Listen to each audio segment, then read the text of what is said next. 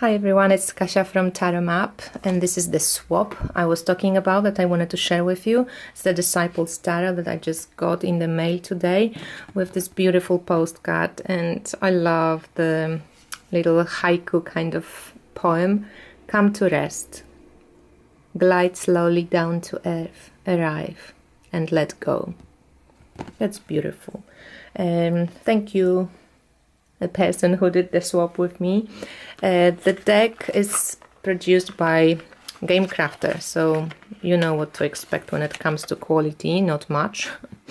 At least the box, it's really pretty bad. And the creator of the deck is Catherine Gies or Gies, and it was made in 2017, so it's a deck from this year. And the book is, as you can see, a little bit bigger. This is a regular tarot size, and it's got the reproduction of a card in black and white and a short description, which, thank God, for in some extent at least reflects the card that you see. So she is actually describing the picture and speaks a little bit of the images as they are here and not in Rider-Waite-Smith or something like that. Okay, so let's just, this is going to be just a flip through. I wanted to show you that card. So yeah, the box, and here are the cards.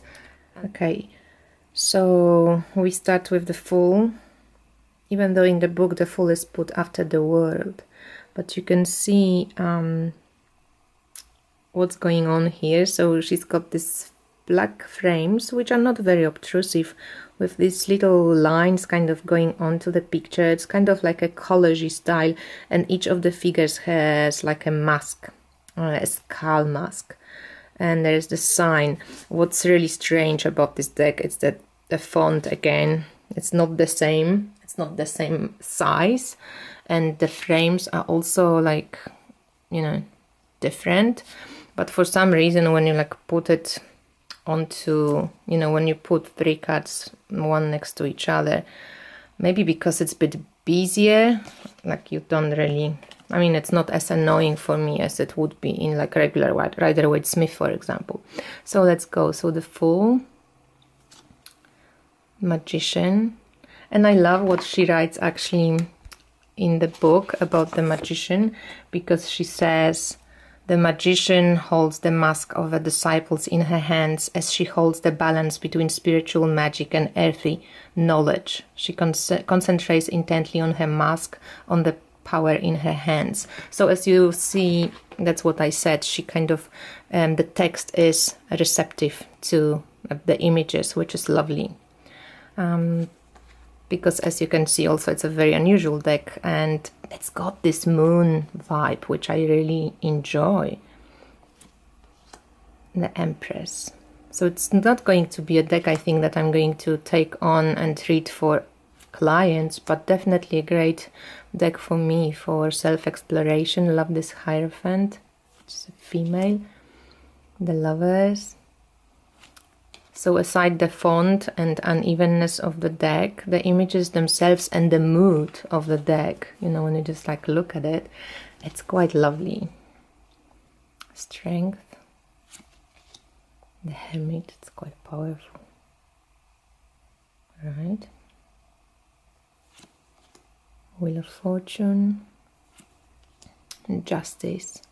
And I actually watched one of the videos, and I agree. And if I could, I would kind of mark the names and write them again, that this feels like a judgment and this feels like justice. I'm curious if there was no mistake made. I mean, mistake as a, maybe they misprinted. But yeah, that's Justice, which to me is a judgment. Hangman, it's just a hanging man. This Death card, it's wow. Check it out. Amazing. And the camera even doesn't really, like the picture in your hand just really comes alive. Temperance. Devil. The Tower. Star also really, don't know if the camera will pick up all the little sparkles of light. It's quite beautiful. The moon. So it's very lunar. The sun is gorgeous too. It's nice contradiction. So this is this Judgment that looks like justice.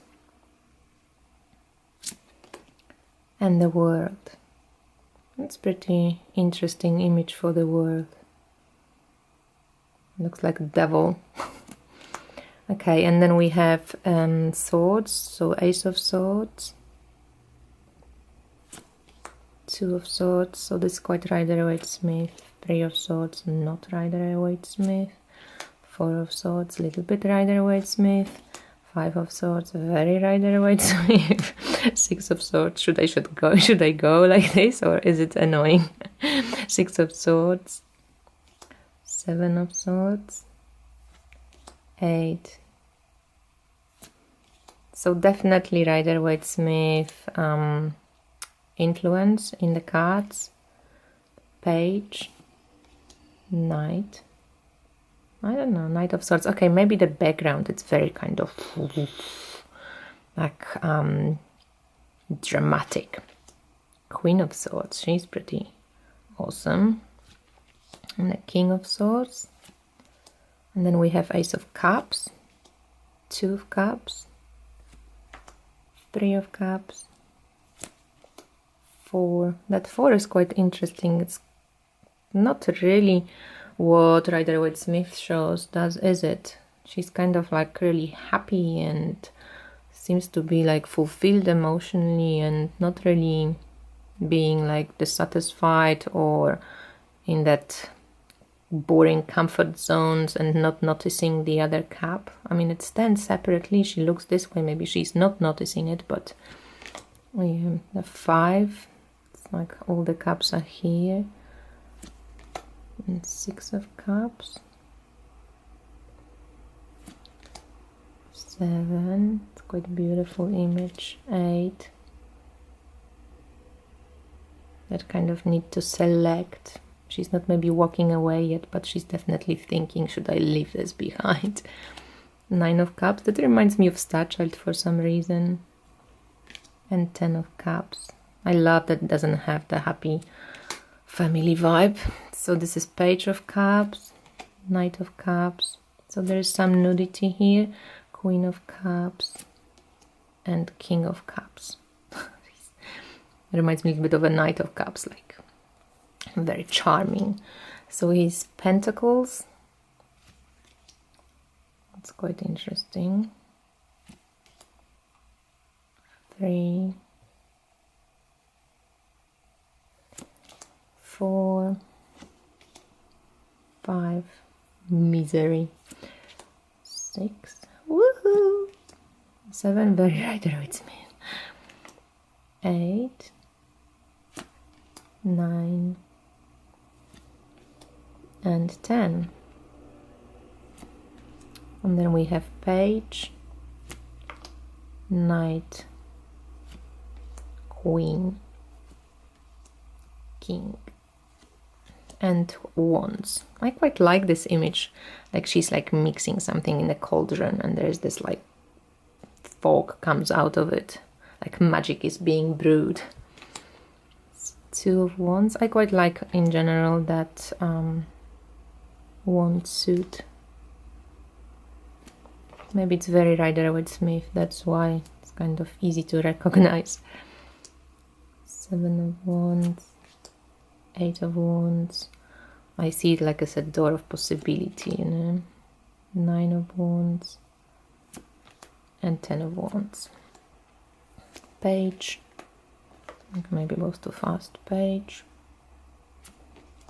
I don't get this Knight of Wands. It's kind of more like Page of Pentacles or something. Knight of Wands, I always feel like, you know, this passionate fellow, and here he's a bit like whatever. Queen of Wands. He's quite stunning Six of Wands, I mean King of Wands. So as I said, this is a regular tarot size, like 7 by 12. These are the backs. It's fully reversible. Let's see how it shuffles. I'll just put it on there. Shuffles okay. It reminds me of the old Llewellyn stock, but it's not laminated, so I don't know how long it's going to last. I mean, you know, I've got many decks, so I don't use decks extensively. I mean, I don't use one deck extensively over a very long period of time because I'm constantly swapping and shifting, and this is probably not going to be a deck, like a client reading deck for me. More, maybe it will be to a specific, like, you know, a moon magic reading or new moon, full moon, something along these lines, if I think of something like that.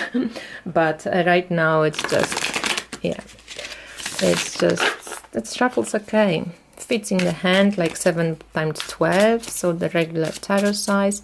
So let's just put a few cards out and see what this deck is all about. Tell us something about yourself, deck. How would you describe yourself? King of Pentacles. Well, it wants to see itself as a quite grounding and quite abundant deck. Maybe it will be great for, you know, like moon magic or something like that, for ritual. And then we have that Judgment, that is a Justice, so maybe also quite balanced. I'm going to look at it as Justice. I think there's a mistake. This is Justice. And Nine of Swords. Oh, so what do we think about this description of that deck? How would that deck see itself? So we've got element of earth, we've got element of air, and we have Justice balancing the two. So it's quite a, I think it's going to be quite a dance between these two elements. So maybe it will be great deck for manifestation and for, as I said, moon magic, ritual. You know, there is the pentagram for like magical working, spell working, creating balance. But also maybe for, you know, I always see Nine of Swords as that, that it's not a deck for very like mind-oriented questions. It's more magical deck, and if you try to use this deck for very like concrete questions, this is not going to work very well.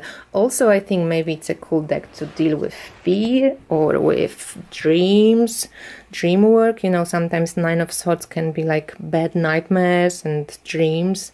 In a positive way, Nine of Swords is also a lot of ideas, so I think maybe it's also intuition awakening. And then, yeah, from the Justice point of view, it's just this creating that thin line maybe between the worlds, maybe between manifestation and how you think about manifesting and what you think about manifesting. So if you go from the fear, not non-believing, limiting yourself, then it might be hard to manifest. So maybe that's what this deck is going to teach me. So there you go. Disciples Tarot. Thank you for watching. I hope you enjoyed it. I didn't see too many videos about this deck on YouTube, so I hope it's going to be helpful for you if you were thinking of getting this deck. Not sure if it's out of print or not, to be honest. I haven't checked because, as I said, I got it from a swap. So enjoy it and thank you for watching. Bye.